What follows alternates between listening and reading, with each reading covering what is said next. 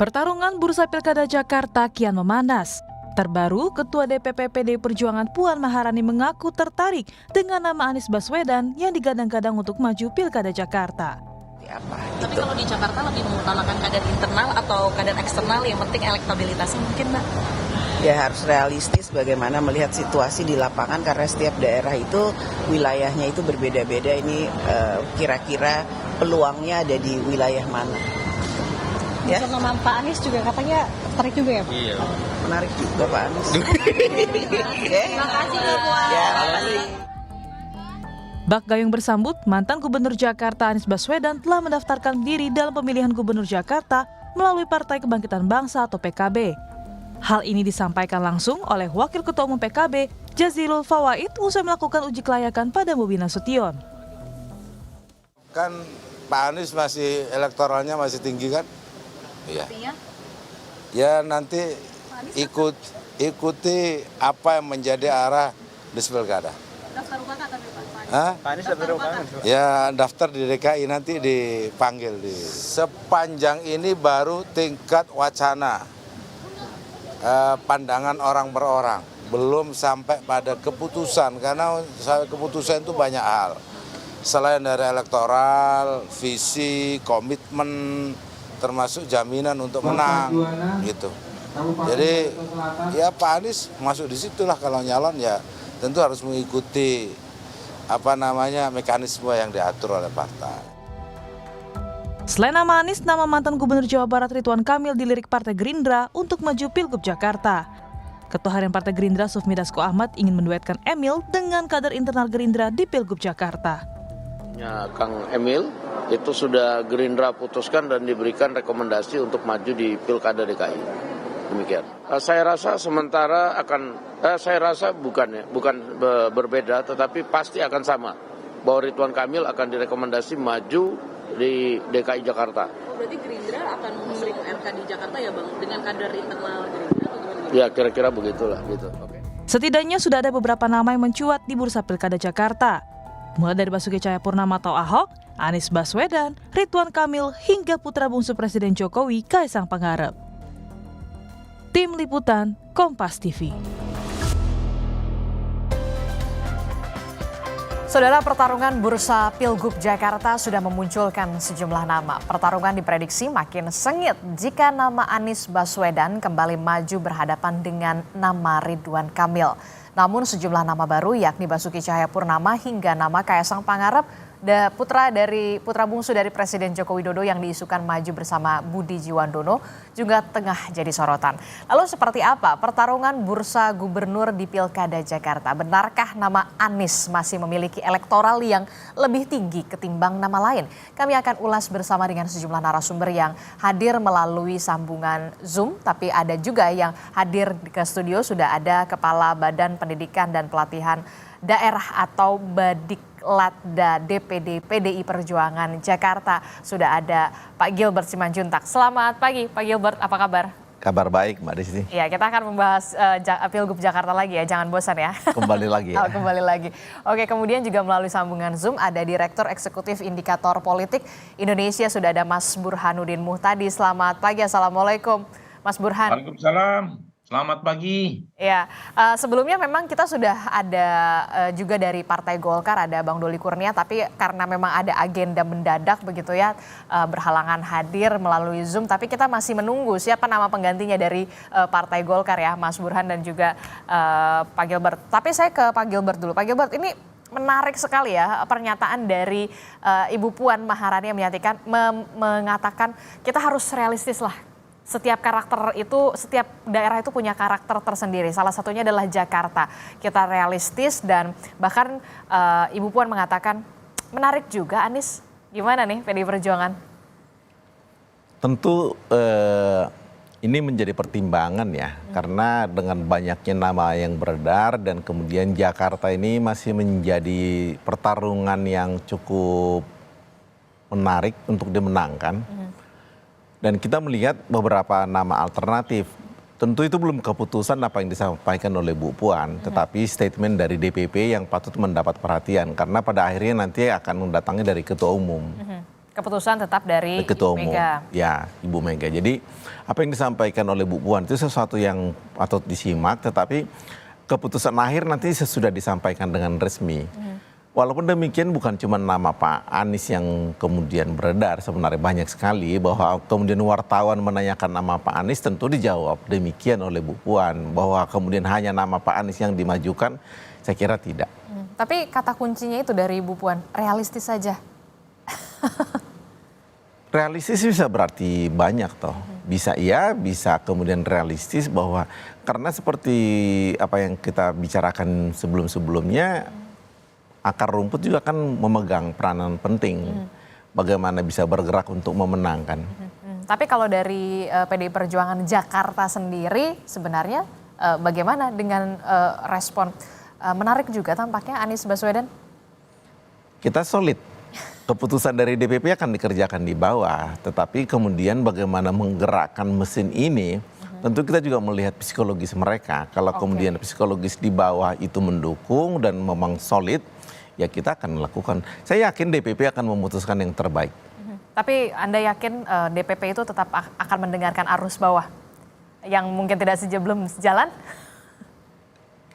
Tentu akan ada survei ya, banyak tindakan yang akan dilakukan oleh DPP, survei masyarakat, kemudian mendengarkan arus bawah, realistis tentunya untuk melihat hasil itu, realistisnya melihat hasil itu. Bahwa kemudian keputusan diambil ya tentu semua akan bergerak mengikuti arahan. Tidak ada mesin yang kemudian jalan sendiri-sendiri, itu bukan partai namanya.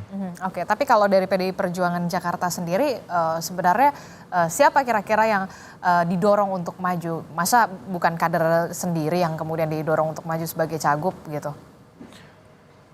Banyak kader kita sebenarnya dan belum diputuskan. Jadi artinya bukan sudah final apa yang disampaikan oleh Bu Puan, itu lebih respons terhadap pertanyaan media. Wartawan. Bahwa di internal kita banyak nama yang beredar. Pak Sekjen sudah menyampaikan ada nama Pak Pramono, Pak Basuki, Bu Sri Mulyani, Bu Risma. Kemudian dari internal sendiri kan Ketua DPD misalnya Pak Adi Wijaya, Pak Aming. Ya semua partai juga mengajukan nama DPD-nya. Saya lihat Gerindra mengajukan Pak Areza, kemudian Nasdem mengajukan nama Pak Bibi. Dan memang itu sesuatu yang wajar begitu. Itu kan karir politik yang tentunya diharapkan untuk menuju ke jenjang yang lebih masuk ke eksekutif lah, bukan hanya sebagai pengurus partai begitu. Dan saya yakin DPP akan melihat mana yang terbaik untuk kepentingan masyarakat juga.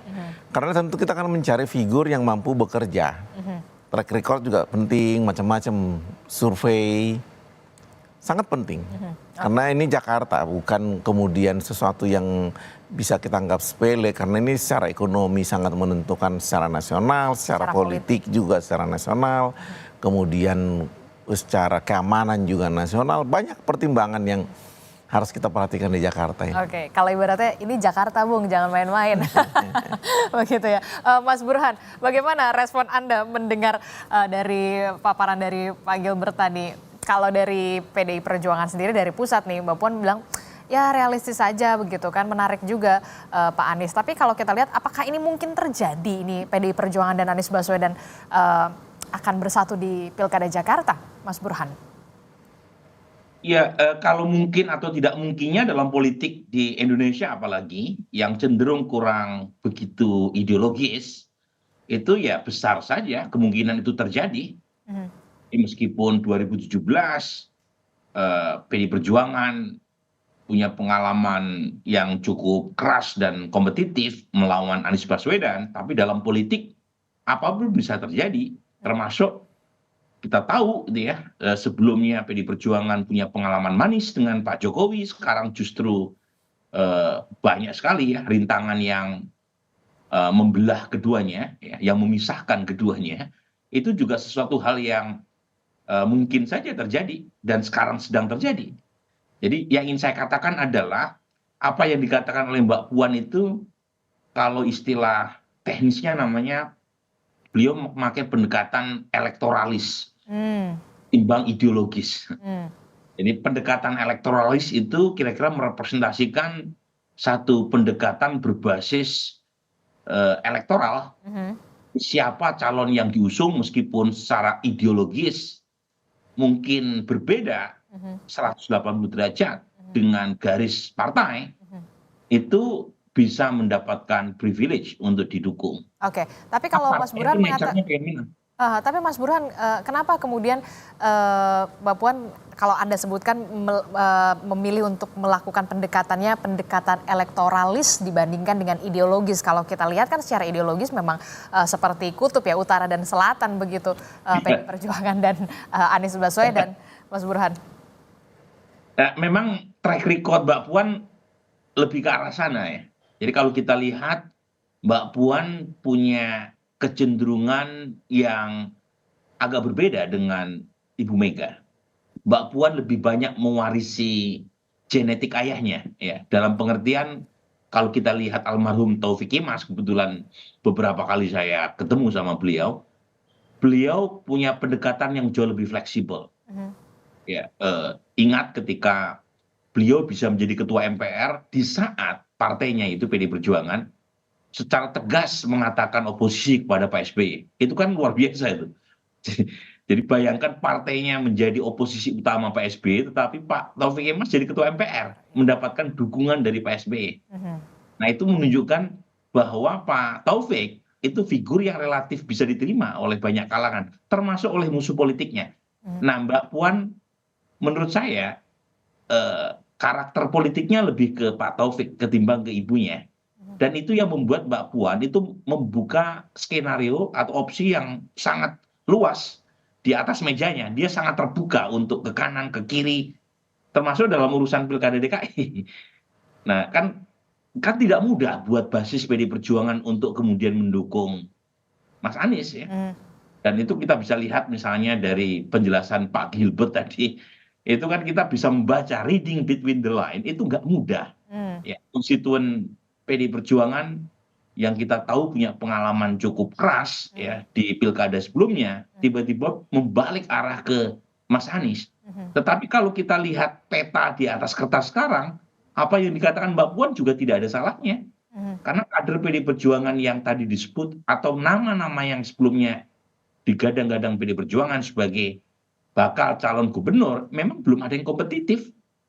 Dan di antara yang tersedia top 3 ya, ada Mas Anies, ada Ahok, ada Ridwan Kamil. Ahok yang paling mungkin, tapi kalau head to head Ahok juga kalah gitu. Ini karena Mengapa Anda bisa menyebut demikian, Mas dari Burhan? survei, dari survei. Oke. Jadi karena memang pertama Ahok ini punya basis loyalis kuat. Tetapi ketika tidak ada yang mendapatkan 50% sesuai dengan syarat kemenangan satu putaran di DKJ Jakarta, maka Ahok akan melawan baik Anies atau misalnya Ridwan Kamil. Nah itu pendukung terutama kelompok Muslim ya, yang banyak tinggal di wilayah Jakarta Timur, Jakarta Selatan, Jakarta Pusat, itu cenderung kurang memilih Ahok di putaran kedua. Cukup untuk mengantarkan Ahok di putaran pertama, tetapi tidak cukup untuk memenangkan pertarungan. Nah itu dari survei ya, tentu bisa berubah, karena kan pilkadanya juga masih lama. Tetapi survei memberi semacam pattern atau pola yang mungkin dibaca oleh Mbak Puan, bahwa sejauh ini minimal masih ada waktu 2 bulan sebelum pendaftaran calon, ya, nama yang tersedia dari internal itu masih sangat minimal. Dan saya kira Mbak Puan belum pakai tanda titik itu, masih ada tanda komanya ya Pak Gilbert ya. Karena masih ada waktu 2 bulan ya. Dan jangan lupa yang menentukan kan ketua umum. Oke, tetap ada keputusannya di ketua umum dari PDI Perjuangan Ibu Megawati Soekarno Putri. Nah tadi menarik minimal, jadi bisa dikatakan ada PDI Perjuangan juga melirik dari tokoh lain di luar partai selain mungkin nama Anies Baswedan. Kalau tadi kita sudah mendengar penjelasan dari Mas Burhan, nama Ahok tampaknya agak sedikit sulit ya begitu. Kalau dari hasil survei, kalau kata Mas Burhan, bagaimana Pak Gilbert? Tentu kita juga harus objektif ya, melihat bahwa beberapa hasil survei juga memberikan data yang mirip-mirip sebenarnya. Baik survei yang jauh-jauh hari, kemudian belakangan. Kalau kita perhatikan sebenarnya masalah ini kan agak sedikit ditambahin bumbu yang agak berat sebenarnya untuk dikunyah. Karena periode buat sosialisasi kan hampir minim sekarang. Betul. Tentu kita akan mencari figur yang sudah dikenal. Ini juga bumbu yang agak berat untuk dikunyah ini. Kita juga sangat terpengaruh dengan hasil pilpres kemarin dan pileg. Kemudian ada kondisi yang sangat tidak nyaman. Lalu dilanjutkan dengan gugatan di Mahkamah Konstitusi dan kemudian periode pendaftaran yang cukup panjang. Tentu ini menjadi pertimbangan untuk mencari figur yang tidak terlalu susah lagi untuk dijual. Tetapi siapa itu kan agak, itu saya kira urusan DPP ya, karena dari rapat kerja nasional kemarin itu sudah diputuskan bahwa DPP yang akan memutuskan juga. Begitu. Nah dari rapat kemarin yang memang sudah dilakukan oleh DPP, kan sebelumnya memang kalau tidak salah Pak Hasto mengatakan ada 8 nama ya memang sudah dikantongi. Nah kalau sekarang ini sudah mendekati bulan Agustus begitu untuk pendaftaran, sudah mengerucutkah kemudian nama-namanya? Kalau memang nama Anies Baswedan bahkan sudah terucap dari mulutnya Mbak Puan. Saya yakin nama itu sudah diurutkan, tetapi dalam urutan ini kita juga melihat data-data objektif untuk mendukung.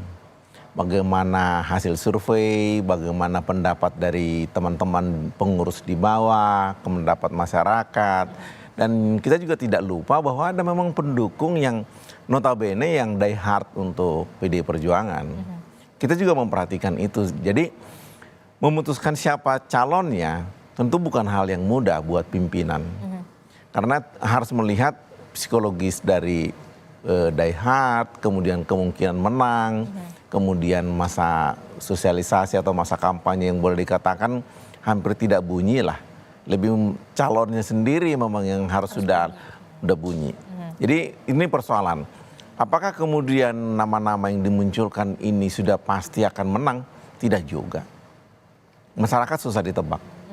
Apalagi masyarakat Jakarta yang bisa dikatakan realistis. Tapi kan kita sudah melihat juga Anies memang menjadi salah satu nama yang cukup kuat sekali begitu ya. Santer sekali disebut-sebut.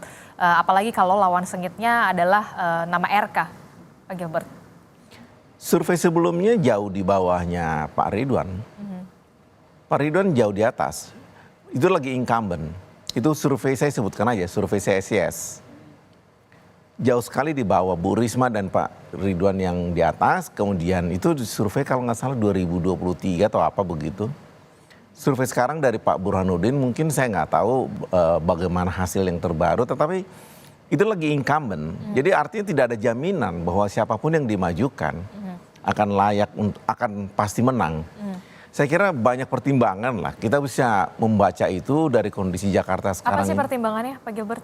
Ya satu tentu ya diterima oleh masyarakat yang berbuah dengan tidak ada gejolak di internal dan kemudian menang. Itu sesuatu parameter yang mesti kita lihat akan dipertimbangkan. Karena kita juga menjaga keutuhan partai, kita juga melihat kemungkinan menang. Banyak sekali pertimbangan yang harus kita lihat di dalam memutuskan siapa yang kemudian diusung. Akseptabilitas. Akseptabilitas, kemudian juga internal juga mesti kita lihat bahwa kita harus berjalan solid. Tapi nggak khawatir Kak, kemudian Gerindra sama Golkar saja sudah mantap betul one step mengatakan ada nama Ridwan Kamil. PDI Perjuangan sendiri tampaknya banyak pertimbangan dan berhati-hati untuk Jakarta ini. Tidak seperti itu mungkin. Mereka justru melihat mungkin PDI Perjuangan mereka mendengar sudah jauh lebih bergerak, mereka muncul. Jadi ini banyak hal yang mungkin juga kita perlu lihat. Saya tidak yakin hanya dengan pernyataan mereka kemudian mereka sudah selangkah di depan, saya tidak yakin. Oke, saya ke Mas Burhan. Mas Burhan ini kan kalau kita lihat ya, pas sekali nama gambar Ridwan Kamil. Ridwan Kamil ini kemudian juga disebut oleh Partai Gerindra. Kan kita tahu Ridwan Kamil ini kadernya dari Partai Golkar. Bahkan Golkar sendiri sudah ada 2 rekomendasi untuk RK, Jakarta dan juga Jawa Barat. Apa yang menjadi pertimbangan nama Ridwan Kamil ini bisa diperhitungkan di Jakarta bahkan dari 2 partai, Golkar dan Gerindra? Ada beberapa pertimbangan. Yang pertama adalah siapapun elit partai, mereka cenderung mengikuti nature atau fitrahnya partai politik, yaitu ingin meraih kemenangan. Tidak ada partai politik yang maju untuk kalah. Nah, di antara cara untuk menentukan siapa yang punya potensi menang, Nah, data survei membantu buat elit partai dalam melihat, mempertimbangkan nama-nama tersebut. Makanya muncul nama Anies, meskipun tidak jaminan, karena persis yang disampaikan Pak Gilbert, Pak Anies meskipun unggul di survei tidak dominan. Ya. Tetapi RK itu juga punya potensi untuk menang, dan saya kira itu yang menjelaskan mengapa Gerindra itu meminang RK meskipun RK bukan kader Gerindra. Gitu. Nah, yang kedua, setelah dipetakan siapa calon-calon yang punya potensi untuk menang, dan tentu Gerindra sudah menguji banyak nama dari internal mereka, termasuk Budi Satrio Jiwandono, Rahayu Saraswati, dan banyak sekali kader. Tetapi lagi-lagi mereka mengacu pada pilihan ada yang tersedia, yang punya potensi menang.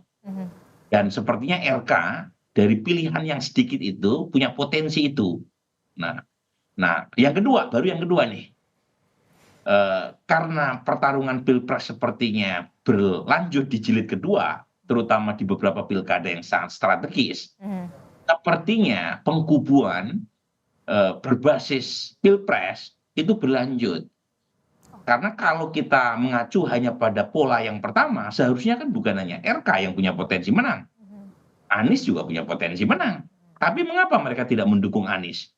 Ya karena tadi pembelahan pilpres belum selesai di November 2024.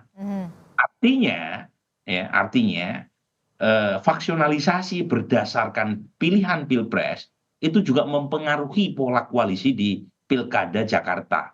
Saya tidak ingin mengeneralisir semua pilkada seperti itu, tetapi di beberapa pilkada strategis sepertinya ada usaha untuk, tanda kutip ya, mengulang kembali faksionalisasi itu. Dan itu pula yang menjelaskan misalnya mengapa gitu ya Anies Baswedan itu dimention oleh Mbak Puan. Padahal kita tahu secara ideologis basis Anies dengan basis PD Perjuangan sangat bertolak belakang. Betul. Karena Anies berada di luar radar koalisi yang sekarang maupun yang akan datang, Pak Prabowo Gibran. Nah, itu yang mungkin menjelaskan faksionalisasi terkait dengan residu pilpres. Masih ada residu-residu pilpres yang masih terasa dan sepertinya masih berlanjut di pilkada-pilkada wilayah yang strategis, khususnya di wilayah Jakarta mungkin. Benarkah demikian Pak Gilbert? Jangan dijawab dulu, tetaplah bersama kami usai jeda di Sapa Indonesia Pagi. Terima kasih Anda masih bersama kami, Saudara, di Sapa Indonesia Pagi masih membahas soal bagaimana nama-nama yang kemudian saat ini tengah mencuat di permukaan dan juga di media dibahas khususnya di Pilgub Jakarta yang kita tahu dari segi politik, ekonomi juga masih menarik sekali nih Jakarta. Masih membahasnya bersama Pak Gilbert dari PD Perjuangan, ada juga Mas Burhanuddin Muhtadi dari via Zoom begitu ya. Saya ke Pak Gilbert dulu. Tadi kalau katanya Mas Burhan masih ada residu-residu sebenarnya, masih ada pembelahan yang belum selesai tampaknya rasa pilpres ini. Utamanya nanti akan berlanjut di pilkada di wilayah-wilayah yang strategis. Benarkah demikian? Saya juga bisa mengatakan itu ada. Dan datangnya dari mana? Saya kira kalau dari segi partai politik PDI Perjuangan, saya tidak merasakan itu dominan di PDI Perjuangan. Bahwa kita dalam posisi sekarang ini lebih ke arah mau konsolidasi ke dalam. Bahwa ada kemudian beberapa partai yang terlalu agresif. Kita bisa mengatakan itu ada yang membuat kita juga kemudian harus bersikap.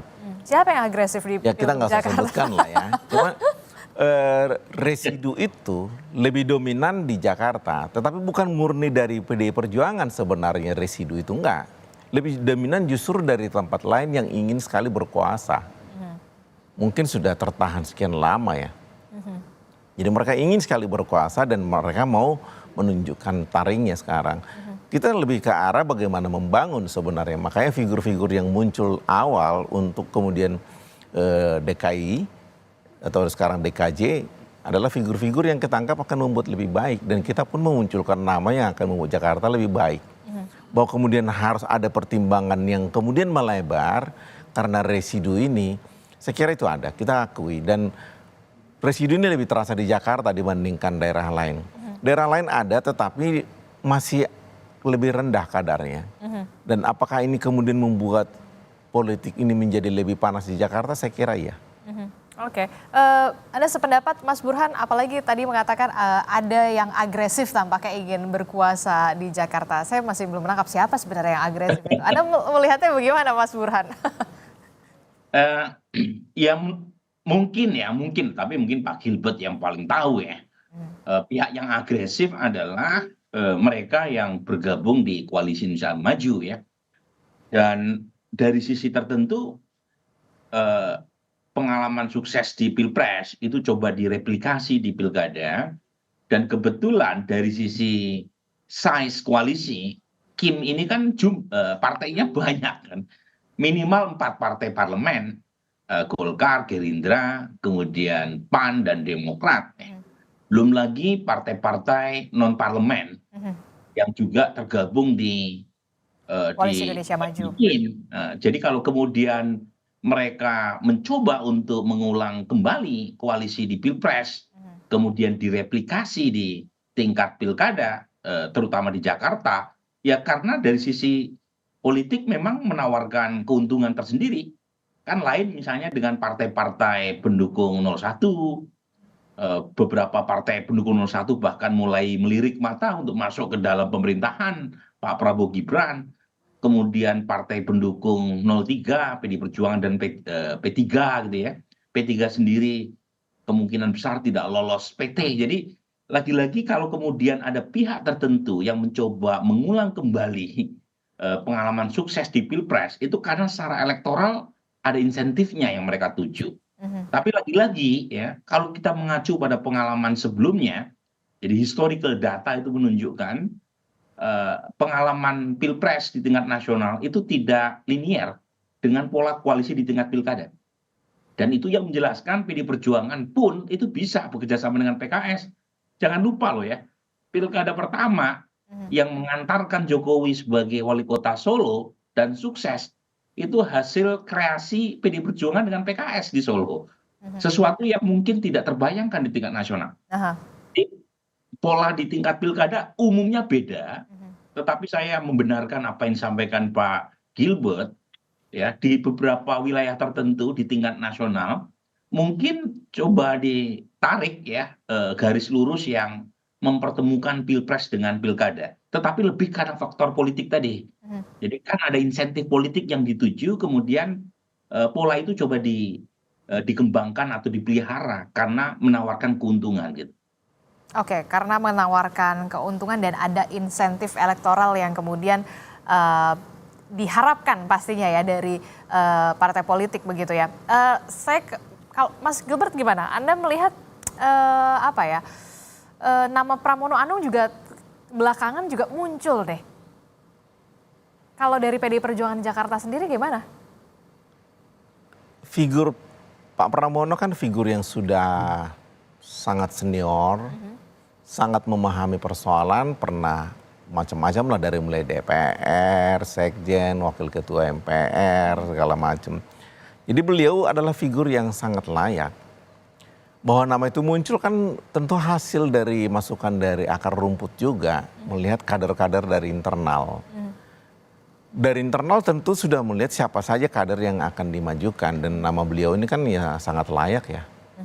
Dan siapa yang kemudian dimajukan menjadi calon pasti kita tunggu keputusan DPP. Tetapi dari nama-nama yang dimajukan itu tentu akan ada nanti yang urutan pertama dan diobjektifikasi melalui survei, melalui semacam ya mendengar pendapat dari para tokoh masyarakat dan sebagainya. Kita masih tentu saja masih menunggu begitu ya, walaupun memang tinggal beberapa bulan lagi gitu. Ada beberapa nama dari kader Partai Demokrasi Indonesia Perjuangan sendiri memang mencuat begitu. Ada nama Tri Risma hari ini, kemudian Mas Pram begitu, bahkan Ahok. Mas Pram kalau soal kemampuan ya kita tidak ragu lah. Dan itu juga menjadi salah satu yang dipertimbangkan dan menjadi bahasan juga. Sangat. Tentu, karena pernah menteri sekretaris kabinet 2 periode, bukan main itu. Tapi nggak jadi turun kelas gitu kalau misalkan itu ke Jakarta? DKI kan bukan Naik kelas malah. bukan sekelas menteri lagi. Itu kan sedikit di bawah pusat begitu. Jadi menarik sebenarnya DKI itu. Kalau Betul. Mas Burhan melihatnya gimana Betul tuh. nama Mas Pramono Anung ini, Mas Pram? Jadi Jakarta itu kalau istilah politisi itu RI 3. Jadi sebenarnya sangat prestisius secara politik dan satu jenjang berikutnya menuju pertarungan pilpres itu. Kalau misalnya berhasil memenangkan kompetisi elektoral di Pilkada Jakarta. Jadi derajatnya itu tidak sama dengan pilkada lain ya, tanpa mengurangi rasa hormat ya, kepada wilayah-wilayah lain. Tetapi politically speaking memang Jakarta sangat bergengsi ya dan seksi. Nah, kalau ditanya soal Mas Pram, saya kira siapapun tidak akan membantah bahwa beliau punya kapabilitas, punya kompetensi, punya pengalaman, ya, punya jam terbang yang sangat tinggi, yang layak untuk diorbitkan. Diorbitkan sebagai cagup atau cawagup? Ya cagup dong. Cuma lagi-lagi nih ya, yang punya tanda kutip hak pilih dan sekaligus keistimewaan untuk menentukan siapa yang menang dalam pilkada itu kan rakyat. Dan rakyat itu kan datang dari berbagai macam kelompok, termasuk kelas menengah bawah. Dan pada titik tertentu ya rakyat punya logika yang seringkali berbeda dengan logika intelektual ya. Jadi logika elektoral itu tidak selalu match dengan logika intelektual. Dan itu yang menjelaskan misalnya mengapa petisi yang ditandatangani oleh banyak sekali guru besar dan akademisi berkaitan dengan electoral irregularities ya di Pilpres kemarin itu nggak nyambung di kelas menengah bawah. Karena memang logika elektoral tidak serta-merta nyambung dengan logika intelektual tadi, dan itu yang mungkin menjelaskan nama-nama yang cukup besar, orang seperti Sri Mulyani, orang seperti Basuki Hadimulyono, itu survei di Jakarta masih kecil elektabilitasnya. Padahal kita tahu betul kapasitas, kredibilitas, integritas keduanya. Tetapi ya nggak mudah memang menjadi politisi. Jadi kita harus apresiasi tuh orang seperti Pak Gilbert, orang seperti politisi lain yang mau bertarung di bawah. Karena memang banyak sekali kan intelektual yang ada di Menara Gading dan ketika turun ke bawah tidak serta-merta rakyat mau memilihnya. Nah itu tantangan. Ya. Tantangan yang menurut saya harus diatasi karena mereka ingin mendapatkan mandat rakyat dan tidak ada cara lain kecuali mendapatkan mandat rakyat dengan mendapatkan dukungan dari mereka. Oke, terakhir Mas Burhan, karena tadi Anda sebutkan logika elektoral ini memang bisa dikatakan agak lain lah ya kalau misalkan ini. Nah, agak lain gitu kan. Nah, Anda melihat beberapa bulan ke depan ya memang tinggal berapa bulan ya gitu ya kan. Selain nama RK, Anies, akankah ada nama lain yang kemudian nanti tiba-tiba muncul dan juga mencuat? Ataukah memang ya dua nama ini, Anies dan RK memang sudah menguat sampai nanti di akhir?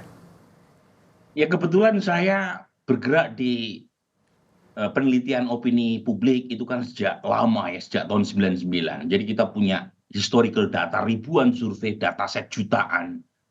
Dan dari data yang kita punya, secara umum sangat sulit ya memunculkan nama baru ketika pilkada atau pentas elektoral tinggal beberapa bulan lagi. Itu pola umumnya. Tetapi bukan berarti tidak ada outliernya. Ada, gitu. Ada anomalinya. Muncul nama yang cepat sekali bergerak. Kalau nama tersebut mendapatkan momentum. Nah, momentum itu bisa by design, bisa by accident. Ya, dalam pengertian tiba-tiba ada sesuatu yang luar biasa yang mengatrol pemberitaan nama yang bersangkutan secara positif sehingga nama tersebut masuk dalam radar publik secara cepat, secara ekspres. Ada, gitu. Ya. Jadi bisa karena blunder pihak lain, seperti yang kita lihat dalam kasus pidato di Kepulauan Seribu oleh Ahok September 2016. Bisa juga karena momentum besar, seperti yang dialami misalnya Pak SBY ketika menjadi menteri pada masa Ibu Mega. Jadi lagi-lagi dua ini belum kita lihat per hari ini, tetapi bukan tidak mungkin. Karena waktu masih tersedia. Atau nanti mungkin ada kejutan kali yang dibilang sama Mas Kaisang? Kalau kejutan apa itu maksudnya Mas Kaisang? Kalau Apakah publik sudah tidak terkejut lagi ya? Peluangnya. secara elektoral. Meskipun MA sudah membuka karpet merah buat Mas Gibran untuk maju, tapi saya tidak yakin beliau bisa maju ya, karena ini Jakarta, Bung. Jadi susah untuk mengadu keuntungan buat calon yang punya afiliasi politik di Jakarta yang kita tahu tingkat pendidikan dan pendapatannya berkali-kali lipat lebih tinggi ketimbang nasional. Oke, ini Jakarta, Bung. Kalau ada dua pilihan, Mas Anies atau kader PDI Perjuangan? Singkat. Saya sebenarnya melihat ada kondisi lain yang kita tidak bahas dan juga tidak muncul di media. Apa itu? Bukan figur, tetapi kemudian bagaimana membuat PDI Perjuangan bergabung dengan PKS. Oke. Kalau PDI Perjuangan bergabung dengan PKS, suara itu kan sangat dominan di Jakarta. Apalagi PKS peroleh nomor 1. Ya, jadi bukan figur Aniesnya, tapi figur dari PKS yang bergabung dengan PDI Perjuangan. Itu elektoralnya jauh lebih tinggi, mesin partainya ada. Ingin mengulang di Solo? Ya kenapa tidak? Apa yang tidak bisa? Dengan figur? Ya kita cari figurnya. Oke. Ada figur dari PDI Perjuangan dan ada figur dari PKS, dan kemudian dua-duanya adalah kader partai. Ini sangat menarik sebenarnya, kemudian mesin partainya akan sangat kuat dibandingkan figur individu yang kita mainkan. Saya melihat itu jauh lebih menarik sebenarnya.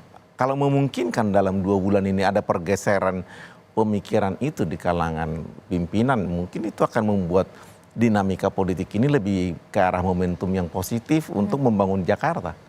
Selain kemudian gesekan di bawah berkurang, karena gesekannya sebenarnya lebih ke arah kedua partai ini ada di dua sudut kutub yang sangat berjauhan. Membuat ini ada di tengah, di Jakarta kan lebih rukun. Saya lebih menganjurkan. Tapi kalau dari PDI Perjuangan sendiri tangan terbuka dong kalau misalnya bukan cuma dengan tangan terbuka, kita jabatan tangan kok. Oke. Kita jabatan tangan. Jadi nggak ada yang masalah di situ. Sepanjang buat rakyat apa sih? Oke. Sinyalnya Mas Burhan, Anda melihat ini akan terjadi di Jakarta, PDI Perjuangan dan PKS? Dari sisi posisi politik memungkinkan, karena kedua partai ini dalam Pilpres di luar dari koalisi 02, ya. Dan yang kedua adalah kedua partai ini punya potensi sebagai kekuatan oposisi utama Prabowo Gibran. Jangan lupa pilkada tahun ini itu dilakukan pada masa pemerintahan Pak Prabowo Gibran, ya. Dan yang ketiga, mereka juga punya semangat yang sama untuk mengalahkan calon yang diusung oleh rezim, kan gitu. Justru menjadi kuat ya ketika dua partai ini bersatu, Anda melihatnya gitu, Pak. Dan saat yang sama juga mesin partai keduanya proven ya, terbukti. Cuma yang susah adalah menemukan figur yang bisa diterima oleh kedua belah pihak. Dan itu PR buat Pak Gilbert dan PKS. Oke, ini menjadi PR besar terutama bagi PDI Perjuangan dan juga PKS untuk mencari benar-benar figur yang bisa diterima baik dari PDI Perjuangan dan juga PKS. Terima kasih Mas Burhan telah bergabung bersama kami. Kita akan nantikan bagaimana dinamika politiknya ke depan khususnya untuk Pilgub Jakarta. Pak Gilbert, terima kasih dari PDI Perjuangan telah bergabung bersama kami. Sehat selalu Bapak-bapak. Assalamualaikum, selamat pagi. Waalaikumsalam. Waalaikumsalam.